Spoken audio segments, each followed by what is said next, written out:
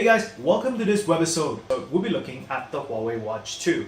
I've had it for a little over a week and a half now, and having used smartwatches since the Apple Watch, I've also had a couple of Android ones as well. So I want to compare what the new Huawei Watch 2 stacks up against some of the other watches available. Alright, so on to the review. Okay guys, here we have the new Huawei Watch 2. So before we get to the review, let's do a little bit of unboxing and see what's inside. I've seen the first generation of Huawei Watch, which we will see in comparison. So let's see what's in the box. Pop open inside, it comes in a nice packaging, and here we have the Huawei Watch 2. I would say the design is very similar to the Samsung Gear S3 just by looking at it this way. Of course, we'll find out more when we try and compare it. The bezel doesn't turn and it looks very sporty. And this is I think this is the sport version, and I believe there's also a classic version. So let's see what else is in the box. There is a box of accessories, so let's get all this out of the way.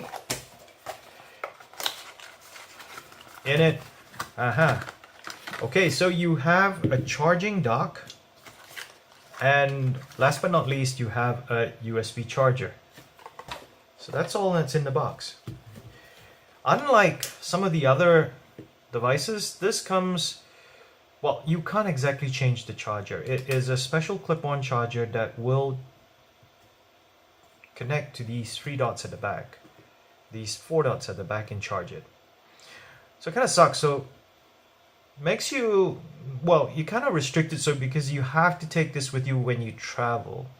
I have seen some cases where the Moto 362 will allow a wireless desktop charger to charge it, so you can actually get one of those and charge both your phones and your watch. But in the meantime, this is what's in the box. Alright, check back for the rest of the review, so stay tuned. Right guys, before we dive headlong into the Huawei Watch 2, I want to show you some different versions of the smartwatches. Now this is the Huawei's first try at it. It's the Huawei Watch 1. It's an elegant silver body, and the screen is covered by a sapphire glass. Now sapphire glass, as some of you may not know, is one of the hardest materials on the planet, and this is virtually scratch proof. As you can tell, it's very good looking, and the screen's very sharp, so it does look every bit the dress watch. Now if you want it to be a bit more sporty, you can easily remove the straps. There's a little switch at the back which you pull down and just detach the strap. The other watch that I particularly like was this one. This is the Motorola 362. Right, now as you can tell, the Motorola has a larger screen. This is a 46mm screen. Now on my hand, as you can tell, it definitely looks better. This, on the other hand, is a bit small for my liking, a bit diminutive. But being this size allows, I think, both male and female to use it. Here we have the Apple Watch. By comparison, the Apple Watch does look a bit small, and I think if you sell it somewhere in the US, it's gonna look kind of tiny on some of those male hands that they have there. Okay, and this version is by Sony. It's also a square watch, and it's also powered by Android. So let's take this aside and keep these two out. Here is the new Huawei Watch. Now, as you can tell, the screen looks to be slightly smaller, which in fact it is. This is, I believe, 44, and this is 42. However, because it has such a big bezel at the side, it does make the watch look quite nice, I must say. The black version, it is, to me, I think it looks a bit like a sports watch. However, black is always classy, and you can wear this reasonably nicely with a dress, or formal occasion, a long sleeve shirt, or even a suit. The screen is AMOLED, as they both are, and you can tell the AMOLED screen is very, very bright. It's legible even in the brightest sunlight. Some of the features that are a bit different now. This one has recently been upgraded to Android 2.0. This one comes by default in Android 2.0. It has two buttons, so if you're wondering what the second button is for, the second button actually goes into the workout function of the watch, which is neat. Though I'm not exactly sure why you need a dedicated button to get into the workout, but that's what it's for. The first button is as per normal, goes into all the apps that's there. I like the fact that they've included this battery app. Now, I'm not sure because I didn't see it on the Android 2.0 that's with the Motorola, or the Android 2.0 iteration that comes in the Huawei One. What it does do is it will allow you, and let me come back to the app again, it will allow you to switch this to watch mode. So if you have a fully charged battery, and for example you're traveling overseas and you don't want to have to charge your watch frequently, and because nobody's going to send you a message and you don't need updates, you can turn on the watch mode, which will extend the battery life. And I saw it at full charge, it will do 4 days. As you can tell, at 54%, it will give you 2 days. Right? 2 days of battery. Well, it says 13.2 days. So you could go on a trip without bringing your power supply, and that's a nice little feature. The other thing that has improved is,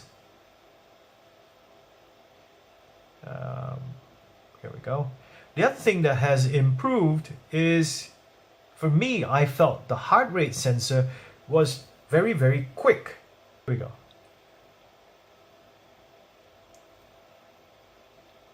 As you can tell, the time it takes for the heart rate measurement has dramatically improved in speed, which I like. Now, this circular layout is new, so if you want to figure out if your Android watch is on 2.0, the function or the apps are located in a circular fashion, so it kind of rotates around. This bezel doesn't turn. It's not like the Gear S3, so it's just here for cosmetic purposes. One of the things that's unique about the Huawei Watch 2 is the fact that it has an Lte modem built in. So if you want your batteries to last, please turn off the Lte modem. Let me show you where the Lte slot is. It's actually located here in the band. So you can pull that out and you can actually place a SIM card into this. So what you can do is you could actually make calls with the SIM that you have in here, and you won't need your phone. However, I'm not exactly sure why you would do that. I mean, just getting a dedicated SIM with data for your watch is, I'm not quite sure why. All right, so that's one of the things that baffle me, and the fact that if you put data into the watch, it's going to kind of consume more power, that's for sure. And the fact that it's going to consume more power means your battery is not going to last as long.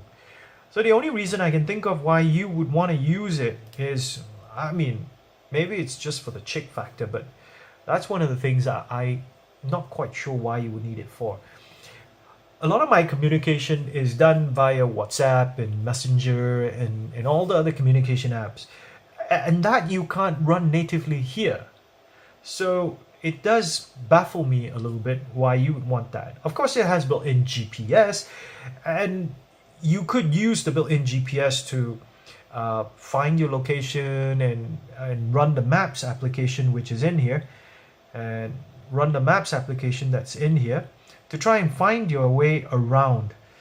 All right, and with the Android Gear 2.0, you can now download apps directly onto the watch. So it comes with the Snapdragon Wear chip. It has a 780 meg of RAM, as well as 4 gig of internal memory. So it's a mountain of memory for watch per se. It is nice and thick, slightly thicker than the original Android Wear, and I do like the size. The strap, however, feels a bit flimsy, but it never got uncomfortable over the period of using it for 1.5 weeks. The voice activation by Google works very, very well. And I think from the price perspective, it is a bit pricey, and I'm not particularly optimistic it's going to come down a lot. I would think that there are lower priced alternatives to this. It is beautifully made. I'm just not exactly sure of the price, and whether